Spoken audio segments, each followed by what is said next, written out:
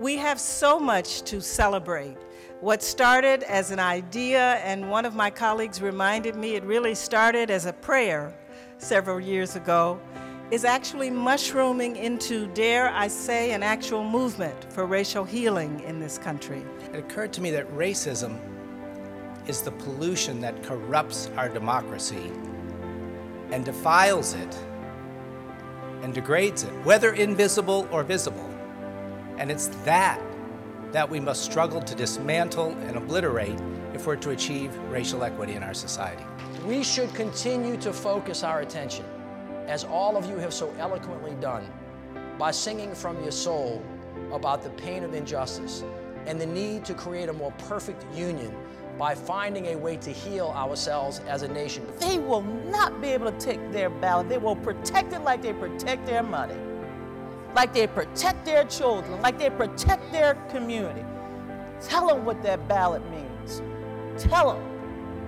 God knows they'll show up at the poll and say, what ID do you want? Because I got about 8 here. And if they like me, I say, you want me to pull this one out too?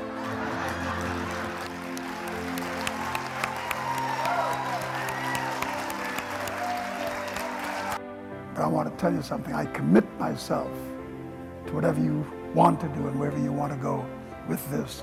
And let's call upon the global resources, not just what's in this room, but in all the rooms that have yet to be filled with this mission, because you are on the right track. And so one way of thinking about this in terms about the conscious and the unconscious, and there's some disagreement on it, but basically the unconscious is the major player. It's the star of the show. The conscious is very small. That only represents somewhere in the neighborhood of 2%, and Timothy Wilson argues that it's less than 2%. We put a lot of adjectives before we say child in this country.